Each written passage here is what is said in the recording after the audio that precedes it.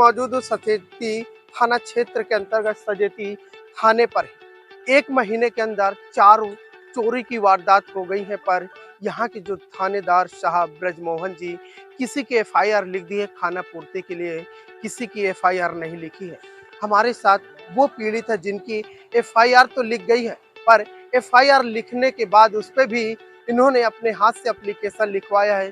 क्यों लिखवाया है, क्या वजह थी, आइए हम आपको उस पीड़ित से ही मिलवाते हैं कि ये जो एप्लीकेशन था आखिर किसने चेंज करवाया था और जो इनकी एप्लीकेशन थी वो एप्लीकेशन कहाँ है। क्या नाम है आपका, कहाँ के रहने वाले? प्रशांत सिंह, गुजेला गांव।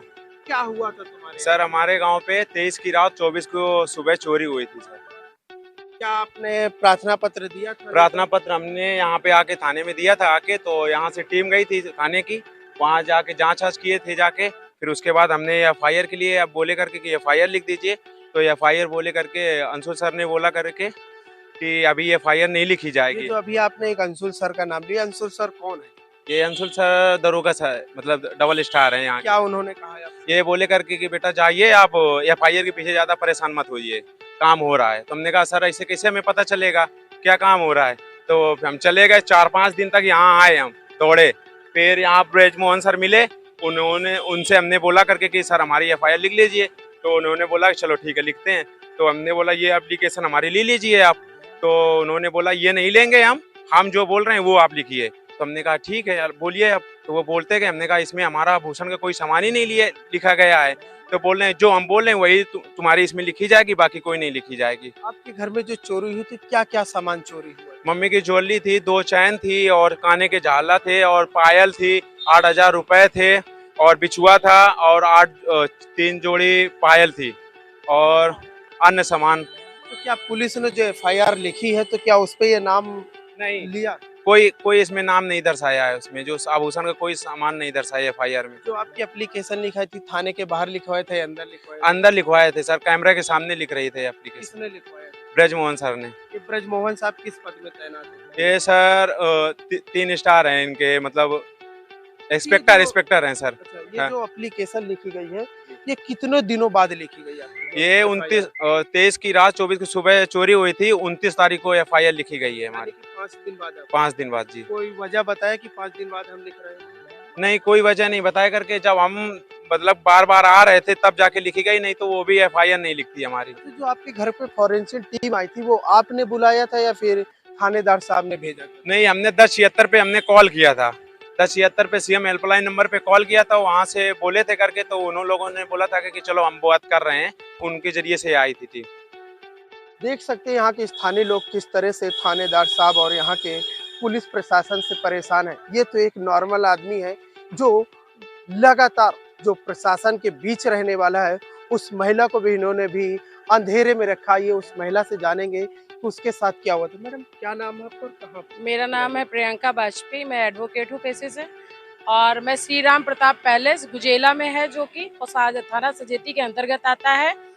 वहाँ मैं उसकी ऑनर भी हूँ, ठीक है। और मेरे गेस्ट हाउस में 26 की रात और 27 की सुबह चोरी हुई थी, जिसमें हमारा पूरा बारदाना गया था जो गेस्ट हाउस में होता है, और हैंडलियम का पूरा सामान वो लोग ले गए थे और बैटरा ले गए थे जिसके सीसीटीवी फुटेज है। फिर भी जो सीसीटीवी फुटेज में है बाकी उसमें वो भी है, लेकिन कोई आज दिन तक फॉरेंसिक टीम भी नहीं आई है, ना कोई फिंगरप्रिंट्स लिए गए हैं उसमें, और ना वारदात पे जाकर बस केवल मौके मुआयने में दरोगा जी ने उसमें अपना छोटे से फुटेज या वीडियो बस ये बनाए हुए हैं। अच्छा, क्या आपने लिखित प्रार्थना पत्र थानेदार साहब को दिया है? हाँ, क्योंकि मैं एडवोकेट हूँ तो मैं इसलिए लिखित बातों पे भरोसा करती हूँ। तो मैंने आकर थाना सचेती में आकर मैंने जो है एक एप्लीकेशन दी थी, आके प्रार्थना पत्र दिया था आके, और उसके आधार पर जो है सुनवाई हुई, क्या हुई कुछ नहीं कहा जा सकता है। और जब मैंने उन पे कॉल किया या मैंने उनसे बात करने की कोशिश की तो उन्होंने बोला मैं बाहर हूँ और अभी आपकी एफआईआर नहीं लिखी जा सकती। और आज मैं यहाँ पे खड़ी हूँ तो आज उन्होंने मेरी एफआईआर लिखी हुई है। जो एफआईआर लिखी गई है कितने दिनों बाद लिखी गई है? ये 27 तारीख का मैटर है और आज जो है समझ लीजिए 30 तारीख है, तो आज मेरी एफआईआर लिखी गई है। यानी कि पुलिस आपका 48 घंटे बीत जाने के बाद एफआईआर लिखा। कोई वजह बताया कि इतने दिनों लग गए एफआईआर लिखने में? नहीं, कोई वजह नहीं बताई, कुछ भी नहीं बताई, बस यही बताया कि मैं अभी बिजी हूँ, मैं बाद में बात करता हूँ। फिलहाल थाना प्रभारी से जब बात की गई कि एफआईआर 48 घंटे बीत गए हैं तो उन्होंने जवाब कॉल के माध्यम से दिया कि थाने में लाइट नहीं है तो पीड़ित की एफआईआर कैसे लिखे। वहीं चौकी इंचार्ज से बात करी गई तो उन्होंने कहा कि मैं भी छुट्टी में हूं तो कैसे एफआईआर दर्ज हो। लेकिन मैं आपको बता दूं, 1 महीने में 4 चोरी की वारदात हो गई है। फिलहाल टोल पर एक 3 चोर है जो उनकी फुटेज भी दिख रही है, जिसमें से 2 लोग मुंह बांधे हुए और एक का चेहरा साफ दिख रहा, पर फिर भी थाना अध्यक्ष के कान में जू तक नहीं रेंगता है।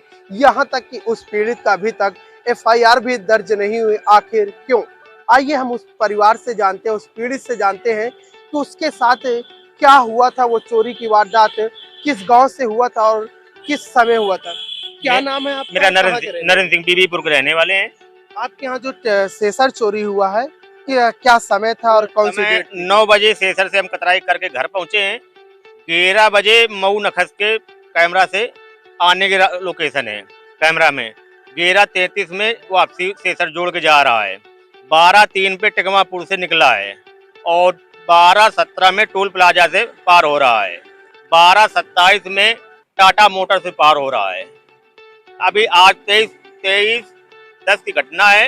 आज 30 तारीख है। अभी तक कोई लोकेशन जानकारी उसकी ट्रैक्टर की न मिल पाई क्या है। आपने लिखित प्रार्थना पत्र लिखित दिया? प्रार्थना पत्र हमने चौकी में दी थी। तो क्या एफआईआर दर्ज हुई? अभी 7 दिन हो गए हैं कि अभी नहीं हुई है? 2-3 दिन का समय मांगा था कि 2-3 दिन में तुम्हारा खोल के हम दे देंगे। नहीं, क्या घटना को खुलासा करके देंगे या फिर मुकदमा नहीं, लिखेंगे? घटना खुलासा करके मुकदमा लिख के देंगे।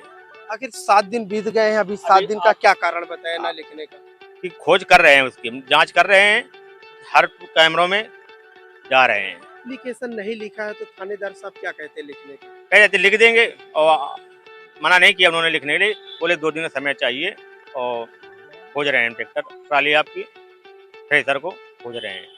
यहाँ तक आप देख सकते हैं लगातार लोगों से यही कहा गया है कि एफआईआर लिख दिया जाएगा, आपका सेसर मिल जाएगा। पर उत्तर प्रदेश के कानपुर की हाईटेक शासन प्रशासन, वहीं अगर हम बात करें कानपुर के कमिश्नर अखिल कुमार जी, लगातार भ्रष्ट पुलिसकर्मियों पर कड़ी से कड़ी कार्रवाई तो कर रहे हैं, पर वही भ्रष्ट पुलिसकर्मी है, चोर को पकड़ने का प्रयास तो नहीं कर रहे, पर लोगों को केवल आश्वासन दिया जाता है कि आपका एफआईआर लिख दिया जाएगा और आपका सेसर मिल जाएगा।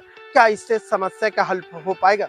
वहीं पर स्थानीय लोगों ने यह भी बताया है कि गांव पे लगातार जुआ भी होता, पर फिर भी यहाँ की सजेती थाने के जो पुलिस है, भ्रष्ट पुलिसकर्मी चंद रुपया लेकर के उन्हें खेलने के लिए इजाजत दे देती है, पर उन्हें सलाखों के पीछे नहीं डालते हैं। अब देखने और सोचने की बात है, क्या कानपुर के कमिश्नर अखिल कुमार जी क्या ऐसे भ्रष्ट पुलिसकर्मियों पर कार्रवाई करेंगे या फिर पीड़ितों को एफआईआर न लिख करके उनका सामान बरामद भी करा दिया जाएगा? कानपुर से कैमरामैन रोमिन सिंह के साथ संवाददाता सुनील कुमार तिवारी की विशेष रिपोर्ट।